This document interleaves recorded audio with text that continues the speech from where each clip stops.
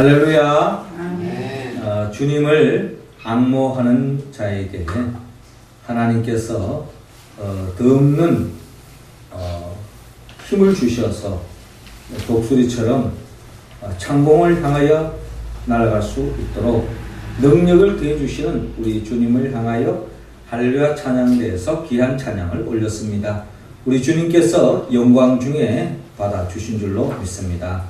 찬양의 가사처럼 우리가 늘 일상 속에서 주님을 앙모하고 경외함으로 주님이 주신 그 능력으로 근심과 걱정과 이 세상의 그 어떠한 역경을 뚫고 이기는 자의 반열에 서서 승리하는 우리 모두가 되기를 주의 이름으로 축원합니다. 이 시간 우리 옆 사람과 인사 나눕시다. 주님을 앙모합시다. 주님을 앙모합시다.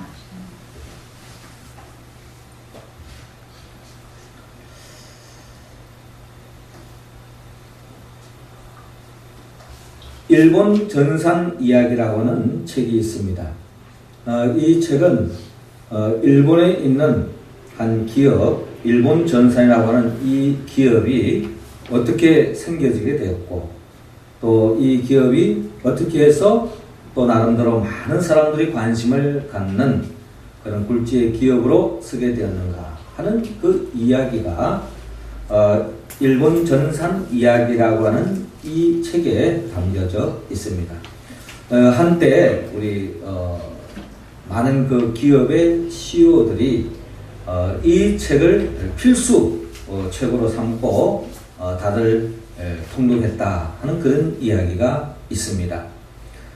일본 전산 이야기에 특별히 재미있는 이야기 중에 하나는 이 일본 전산을 창업한 나가모리 시게노부라고 하는 분이 있는데 이 분이 처음 이 기업을 이끌 때는 1973년도에서 한 가정집 한 귀퉁이 창고에서 전기 모터 회사를 만든 것입니다. 그때만 하더라도 뭐 많이 알려져 있지도 않고 또 특별한 실적도 많이 있지도 않기 때문에 또 그럼에도 불구하고 또 기업을 일구기 위해서 창업을 했지만은 또 많은 사람들이 또 알아주지도 않고 또 많은 또 대우도 해줄 수 없는 상황 속에서 또 좋은 인재를 뽑는다는 게 쉽지 않았습니다. 물론 사장 입장에서야 최고의 엘리트, 뭐 우리식으로 말하면 서울대학에 견줄 수 있는 도쿄대학, 뭐 이런 어떤 인재들을 많이 이제 모아서 세계적인 기업을 한번 읽어보겠다 하는 그런 야망도 있었지만 뭐 거기에 지원하는 사람도 없는 것입니다. 그래서 어떻게 하면 이 회사를 나름대로 마치 구멍가게 같은 그런 수준이지만 저 굴지에 큰 기업으로 일으키기 위해서 어떤 사원들, 인재들을 등용할까 하면서 이제 고민을 하는 가운데 마침 그 장인 어른과 같이 이런저런 이야기를 하는 가운데 이 장인은 군생활을 좀 오래 했던지 이런 이야기를 하는 거예요. 내가 군대 생활을 해봤는데 사병들 중에 밥을 빨리 먹고 목소리가 이 큰 친구들이 모든 일에 적극적이고 또 나름대로 도전 정신도 있고 또 일을 잘하더라. 그러니 그런 사람들 한번 뽑아봐라 이런 이야기를 하는 거예요. 그래서 이제 이 나가모리 이 사장이 거기서 힌트를 얻었습니다. 그래서 이제 모집 공고를 냈습니다. 모집 공고를 냈는데 약 한 160명의 응시자가 나왔어요. 그래서 먼저 이제 서류로 일단 먼저 대충 이제 걸러내고 나름대로 이제 그들에게 입사 시험을 치르는데 이제 그 통과되는 사람들 이제 쭉 앉혀놓고 그 중에 이제 몇 사람을 이제 뽑는데 그 시험이 어떤 시험지를 이제 나눠줘가지고 뭐 논술을 해라, 뭐 당신의 생각은 어떠느냐, 뭐 이제 이런 어떤 시험이 아니고 도시락을 하나씩 이렇게 나눠주는 겁니다. 도시락을. 그래가지고 이제 식사를 하십시오라고 이제 이야기를 하는 거예요. 근데 그 시험의 내용은 뭐냐면 누가 빨리 도시락을 먹느냐 하는 시험입니다. 그래서 이제 이 시험을 치렀어요. 그래서 이제 누가 빨리 그 밥을 먹느냐 순서대로 이제 나올 수밖에 없지 않겠습니까? 그래서 이제 이렇게 시험을 치고 난 뒤에 많은 이제 그 지원한 나름대로 응시자들이 막 그냥 불평이 한두 가지가 아닙니다. 무슨 이런 해석가 있느냐? 무슨 밥을 빨리 먹는 것을 기준으로 뽑는단 말이냐? 하고 뭐 이야기하는 사람도 있고, 나름대로 이제 밥을 좀 빨리 먹는 사람은 그래도 뭔가 기대가 있다. 뭐 이제 이런 나름대로 기대치를 갖고 있었지만, 이제 대체로 그 밥을 좀 뭐 식사 습성에 따라서 늦게 먹을 수도 있지 않겠어요? 또 먹게 먹는 중에도 또 나름대로 좋은 사람도 많이 있습니다. 우리 중에도 그런 사람도 있겠지만, 그런데 이걸 가지고 평가를 한다 그러니 굉장히 기분도 나쁘고 말이죠. 그래서 굉장히 그냥 좋지 않는 평가도 많았습니다. 그런데 이제 이 사장님이 줄기차게 그렇게 뽑은 거예요.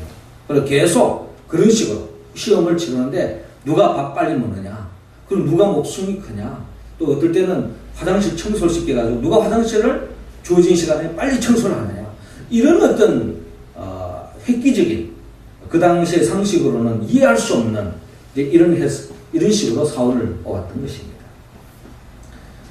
근데 뭐 아무리 동기가 좋다도 결과가 좋지 않으면은 또 세상적으로는 평가가 또 좋지 않게는 알겠는데, 이 회사가 말이죠, 날로 이렇게 성장을 하게 된 것입니다.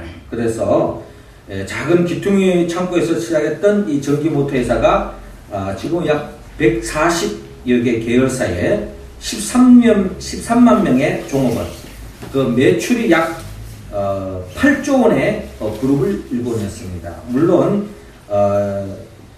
그 일본 국내에서 랭킹 100위권까지도 아직 들어오지는 않았지만, 그럼에도 불구하고 구문가에 같은 그런 작은 그 벤처 기업이 이렇게 성장하고 또 이렇게 많은 사람들에게 이렇게 관심을 갖게 된 것은 이런 계기로 인해 가지고 관심을 갖게 되었다 하는 그런 이야기가 일본 전산 이야기 책에 담겨져 있습니다. 물론 이제 회사마다 나름대로 그 사장의 철학에 따라서 사람들을 뽑는 그 기준이 여러 가지 형태가 있겠습니다만은, 일본 전산 이 회사는 바로 밥 빨리 먹고 목소리 큰 사람이 결국 빨리 스카웃 되어지고 또 중징에 올라가는 그런 역할을 했는데, 결과적으로 좋은 결과가 났다, 뭐 이런 이야기죠. 예수님께서도 이 땅에 오신 이유가 있습니다. 그것은 이 땅에 하나님의 나라를 세우기 위한 것이었습니다. 물론 주님께서 영적으로 우리 모두를 영원한 하나님 나라를 인도하는 것도 주님의 지상 명령이지만, 또 주님에게서 놓칠 수 없는 주님의 이 땅에 오신 지상 명령은 바로 이 땅에 많은 사람들이 예수를 믿음으로 천국을 꿈꿀 뿐만 아니라 이 땅에서 하나님의 나라를 살게 하는 것, 이게 바로 주님이 이 땅에 오신 목적이에요. 그래서 이제 예수님께서 이 제자들을 이제 불러 모으시는데, 이 제자들을 중심으로 해서 이 하나님 나라를 확장해 가는데, 예수님은 어떤 사람을 예수님께서 이 하나님 나라의 일꾼으로 세울 것인가 해가지고 모집 공부해가지고 시험 쳐서 뽑은 게 아닙니다. 누구든지 어떤 사람이든 상관하지 않고 주님은 주님을 영접하고 주님을 따르겠다라고 결단하고 따라오는 그 사람들을 통해서 한 날을 일구어 가는데, 오늘 성경의 본문 말씀은 그럼에도 불구하고 주님께서는 제자들을 향한 바람이 있었어요. 오늘 성경 본문은 이 제자들이 어떻게 변화되어질 때에, 어떤 사람들로 세워질 때에 진정한 주님이 이 세상을 떠난 그 이후에 그 빈자리를 이 제자들을 통해서 이 땅의 하나님 나라를 일구어 나가고 확장해 가는 그런 일꾼으로 세우기 위해서 주님께서 제자들을 향한 바람이 있는데, 이 바람은 결국 예수님의 12 제자들에게만 향한 바람이 아니라 오늘 우리가 예수를 믿고 하나님의 나라를 살고 그 하나님의 나라를 확장하는 그런 삶을 살기를 원하는 우리들을 향한 주님의 바람이기도 합니다. 그렇습니다. 하나님의 나라의 진정한 일꾼, 하나님은 어떤 사람을 통해서 사용하시고 또 그 사람을 통해서 하나님 나라 확장되기를 원하시는데, 그 사람은 어떤 사람인가? 오늘 주님은 오늘 성경 본문 38절을 중심으로 희생하는 사람이라고 말씀하고 있습니다. 38절 말씀 우리 같이 한번 읽어볼까요? 시작. 예수께서 이르시되 너희는 너희가 구하는 것을 알지 못하는도다. 내가 마시는 잔을 너희가 마실 수 있으며 내가 받는 세례를 너희가 받을 수 있느냐. 아멘. 자, 오늘 성경 본문 35절은 이렇게 시작하고 있습니다. 세베대의 아들 야고보와 요한이 주께 나와 여짜오되 선생님이여 무엇이든지 우리가 구하는 바를 우리에게 하여 주시기를 원하옵나이다 라고 말씀하고 있습니다. 지금 예수님은 지난주에도 우리가 나눴던 것처럼 이제 우리가 마가복음 11장쯤에 들어가면 예수님께서 이 땅에 하나님의 나라를 이미 시작된 이 하나님의 나라를 완성하기 위해서 또 그 하나님 나라를 더 확장하기 위해서 십자가에 못 박혀 죽음을 통하여서 이 구속의 사역을 완성하기 위해서 지금 예루살렘을 향하여 나아가는 그 과정에 있는데 그 예수님을 따라오는 그 제자들이 주고받는 그 이야기는 지난주 우리가 나눴던 말씀처럼 누가 그 권력의 노른자 즉 주님이 예루살렘에 입성하면은 예수님이 왕국을 세울 것인데 그 왕국에 누가 권력의 노른자를 차지할 것인가 하는 관심으로 가득 차 있습니다. 오늘 성경의 내용에도 바로 이런 생각으로 물들어져 있는 제자들이 주님께 다가가서 선생님 무엇이든지 우리가 구하는 바를 우리에게 하여 주기를 원하옵나이다 라고 말씀합니다. 이때 이제 주님께서 너희에게 무엇을 하여 주기를 원하느냐. 사실 사람들이 그가 바라는 게 뭐냐, 소원이 뭐냐, 꿈이 뭐냐 이런 이야기를 들어보면 그 사람의 가치가 어디에 있느냐, 어디에 관심을 가지고 있느냐, 무엇을 위해서 이 사람이 힘쓰고 있느냐 뭐 이런 걸 우리가 들을 수 있잖아요. 그러니까 주님께서 너희에게 무엇을 하여 주기를 원하냐, 너희들 지금 바라는 게 뭐니? 라고 묻고 있습니다. 이때 37절에 여짜오되 주의 영광 중에서 우리를 하나는 주의 우편에 하나는 좌편에 앉게 하여 주옵소서 라고 주님께 간청하고 있습니다.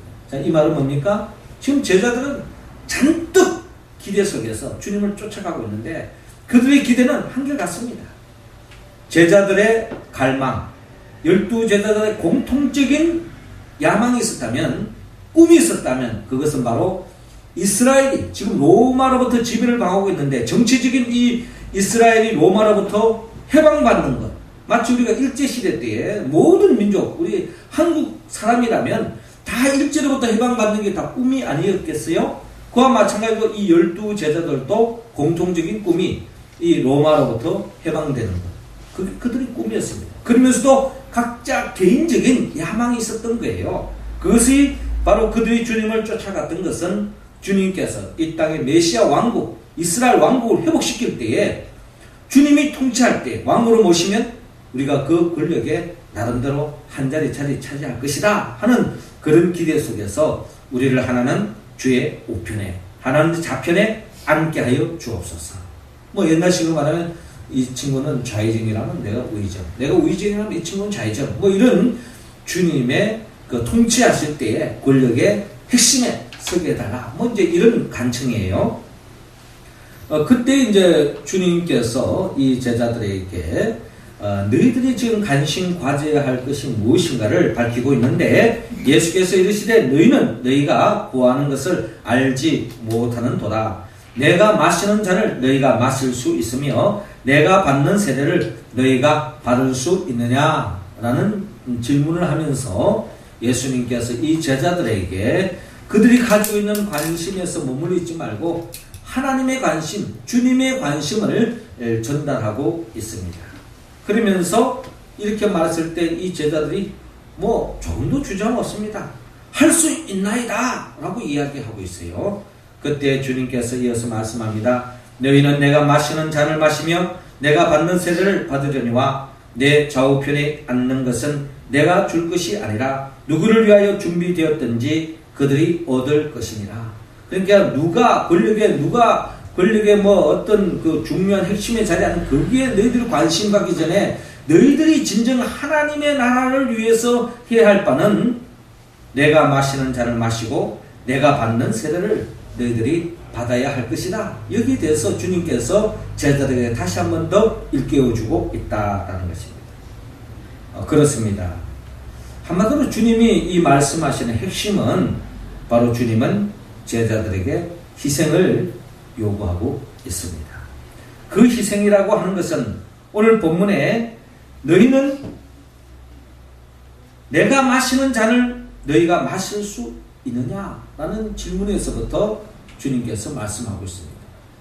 자, 주님이 마신 그 잔은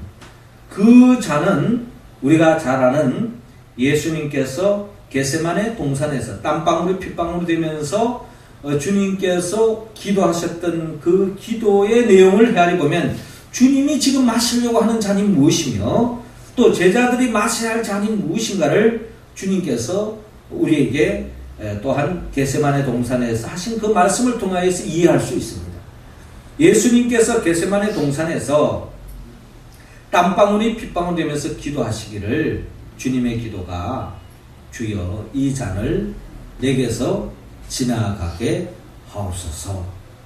이게 바로 주님의 기도였습니다. 그렇죠? 그러면 이 잔이 뭡니까? 이 잔은 바로 십자가에 못 박혀 죽는 하나님의 그 뜻을 이루어야 되는데 주님도 인간인지라 또 인간의 몸으로 오셨기 때문에 인간적으로 제자들을 생각해 볼 때 그들을 그냥 두고 십자가에 못 박아 죽는 것은 인간적으로는 주님도 마음이 아팠던 것 같아요. 그래서 이 잔을 내게서 지나가게 하옵소서 하는 것이 주님의 인간적인 바람이었습니다. 꿈이었습니다. 그러나 주님의 기도는 여기에 머물지 않죠. 한 걸음 더 나아가 그러나 나의 원대로 마옵시고 아버지 뜻대로 하옵소서 라고 기도합니다. 이 기도의 결과가 어떻습니까? 결국 하나님께서 주시는 그 잔, 그 십자가, 그 죽음을 주님은 그대로 받아들였습니다.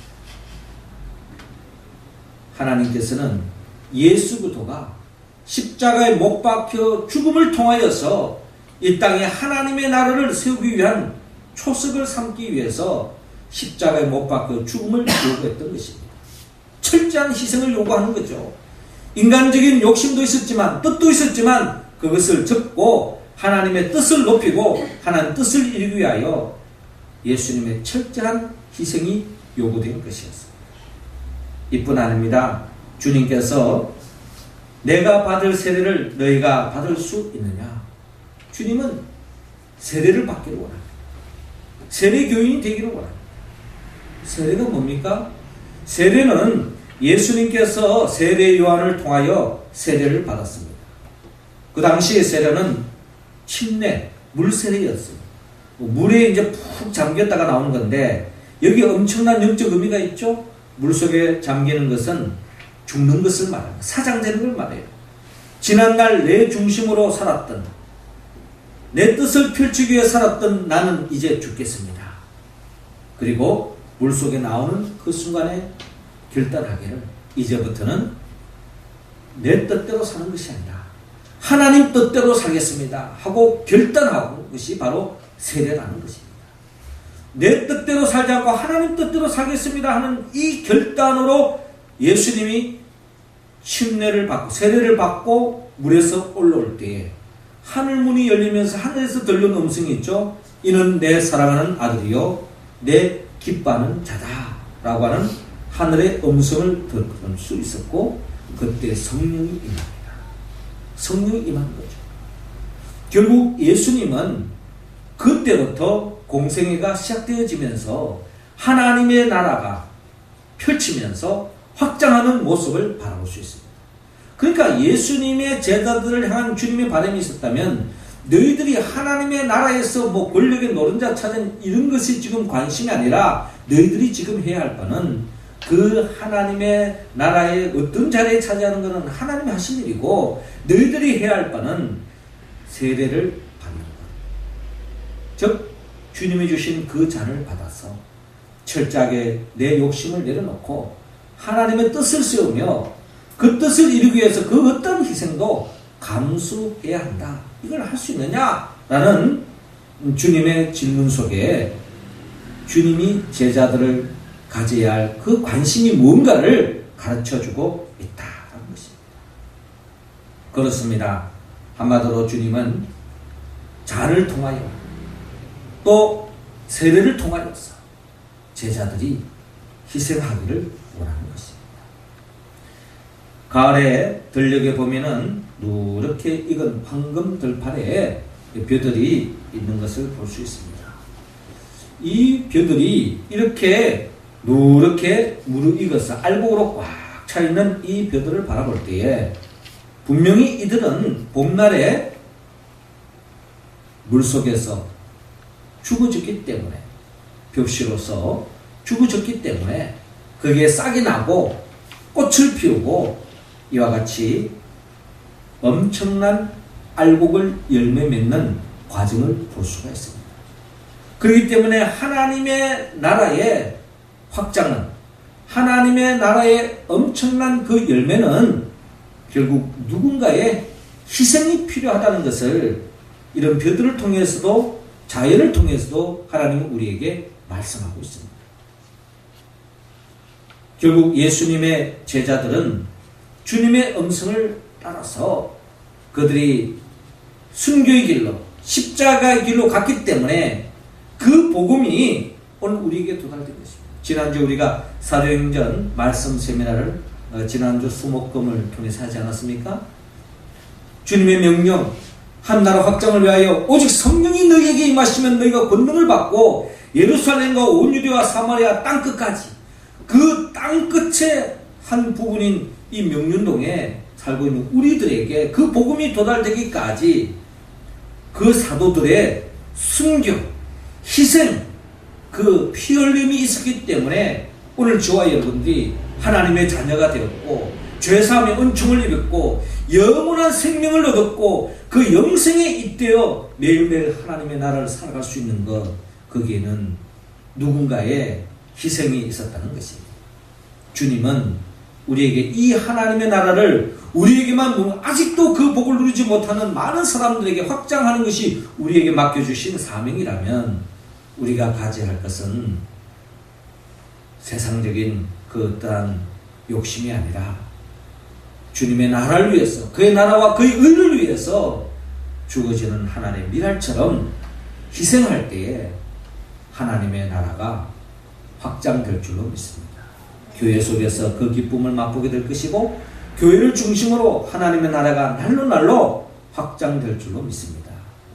그 복에 참여하는 우리 모두가 되기를 주의 이름으로 축원합니다. 이어서 두 번째로 하나님의 나라에 우리가 관심 가져야 할 중요한 일꾼으로서의 덕목은 겸손하라는 것입니다. 44절 말씀 우리 할렐루야 찬양 배우들 읽어주시기 바랍니다. 시작. 너희 중에 누구든지 끈이 되고자 하는 자는 모든 사람의 종이 되어야 하리라. 아멘. 그렇습니다. 주님은 41절에 이어서 말씀하고 있습니다. 열 제자가 듣고 야고보와 요한에 대하여 화를 내거늘. 야고보와 요한에 대하여 화를 내는 이유가 뭡니까? 야고보와 요한이 주님 옆에 딱 붙어가지고 막 이렇게 비비고 있는 거예요.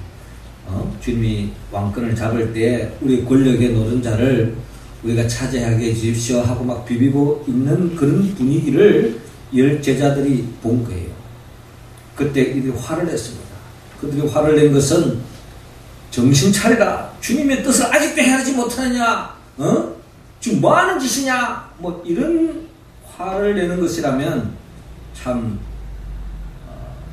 주님의 더 없는 기쁨이 될 수 있었겠지만 이들이 화를 내는 것은 그런 차원의 화가 아닙니다.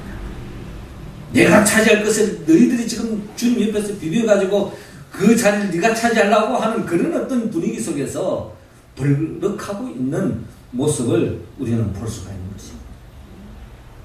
이런 과정 속에서 주님의 제자들을 향한 바램을 또 전달하고 있습니다. 42절에 예수께서 불러다가 이르시되 이방인의 집권자들이 그들을 임의로 주관하고 그 고관들이 그들에게 권세를 부리는 줄 너희가 알거니와 너희 중에서 그렇지 않을지니 너희 중에 누구든지 크고자 하는 자는 너희를 섬기는 자가 되고 너희 중에 누구든지 으뜸이 되고자 하는 자는 모든 사람의 종이 되어야 하리라 라고 말씀하고 있습니다. 주님은 제자들이 이 하나님의 나라의 그 자리는 하나님이 하실 일이고 너희들이 해야 할 바는 진정 그 하나님 나라에서 중요한 직책을 맡고 또 중요한 사명을 감당하기 위해서 우리가 해야 할 바는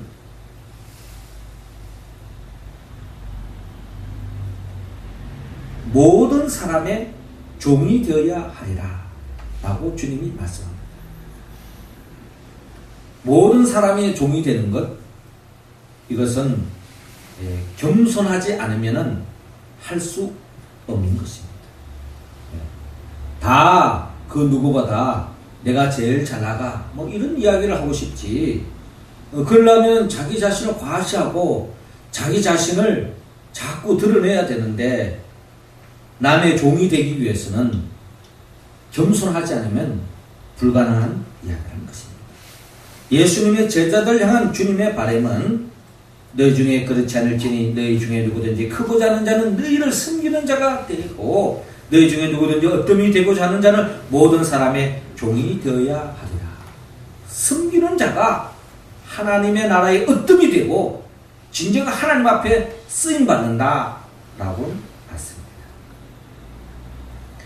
이 전력에 있는 이 벼들을 보면 우리가 하나님의 또 다른 음성을 들을 수 있는데요.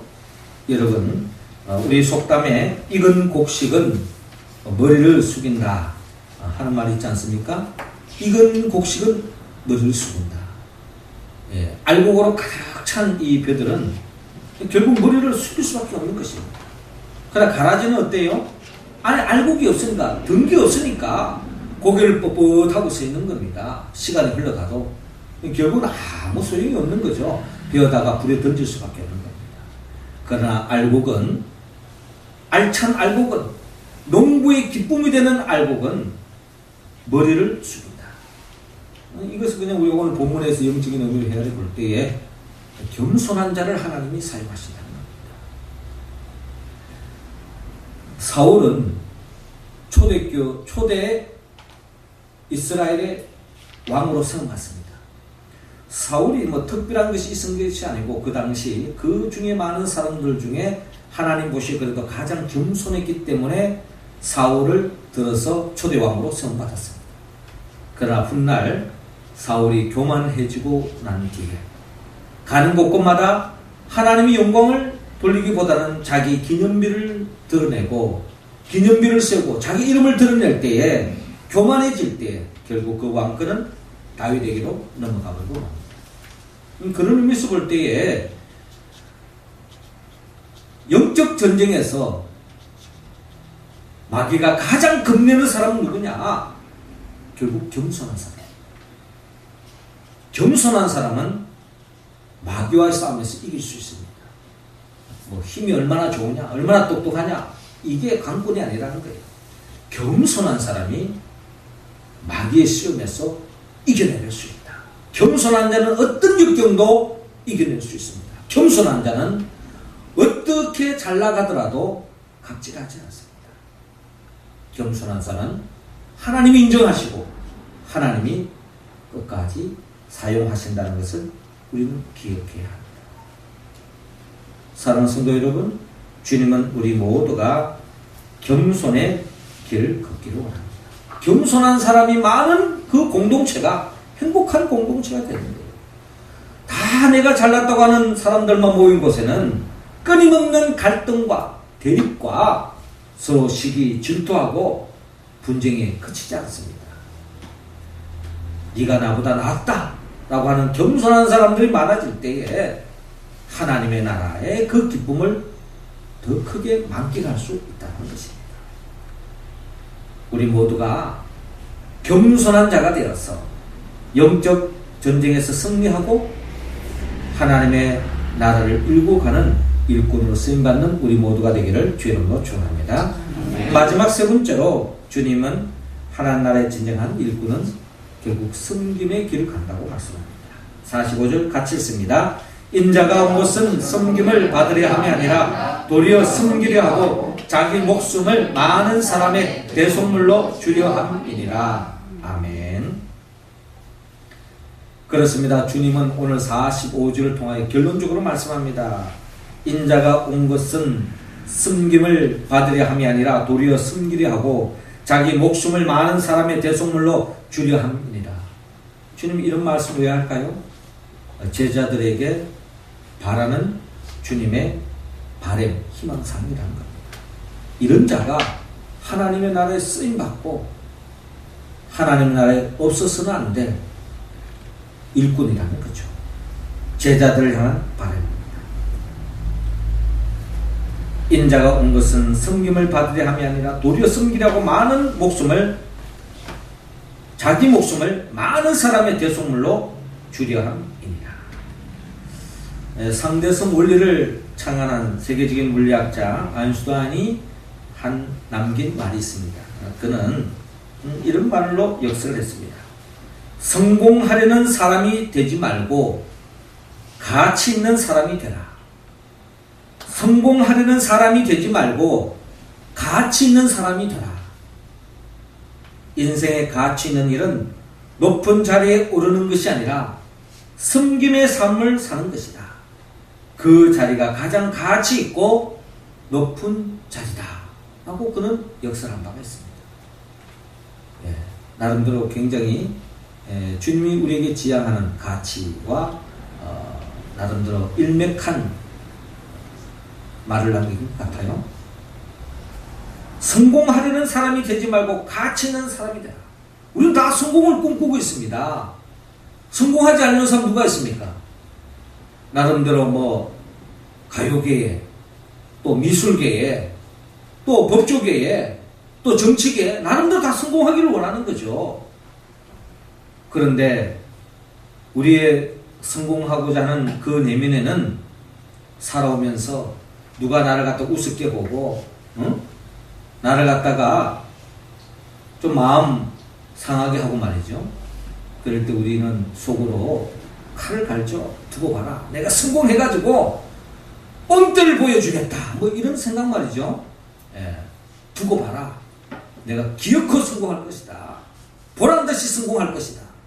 그런데 뭐 나름대로 뭐 열심히 해가 땀 흘려가지고 성공되는 거 다 우리의 바람입니다. 그런데 문제는 이 세상적인 성공에는 그 세상적인 성공을 이루기 위해서 수단과 방법을 가리지 않는 그런 오류를 범하는 경우가 많다는 겁니다.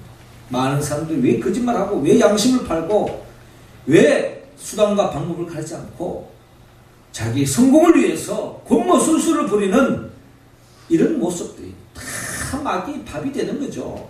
자기가 잘 되는 것 같지만 다 마귀의 밥이 되는 겁니다.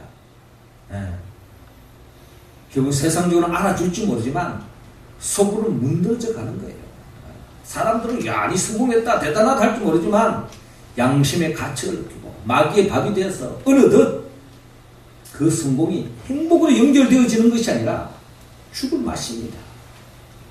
이런 오류에 우리는 범할 수 있다는 거예요. 성공보다 가치 있는 사람입니다. 가치 있는 사람. 성경이 말하는 진정한 가치 있는 인생은 섬김의 길을 걸어가는 사람입니다. 우리가 잘 아는 슈바이처 박사도 나름대로 좋은 학벌에 세상적인 성공을 그 누구보다 만끽할 수 있는 자리에 섰지만 그는 그 모든 그 성공을 섬김을 위한 삶으로 나아가는 것을 바라볼 수 있습니다. 그 삶은 결국 예수님이 보여준 삶의 모습이죠. 주님은 섬김을 다했습니다. 발냄새 나는 제자들의 발을 씻겨줄 만큼 섬김을 다했습니다. 한순간에 십자가에 희생된 죽음으로 끝난 것이 아니라 그의 일상이 섬김 그 자체였습니다. 주님은 이런 발을 씻어주면서 내가 한 것처럼 너희들도 그렇게 해라 라고 말씀하시며 섬김의 본을 보여주었습니다.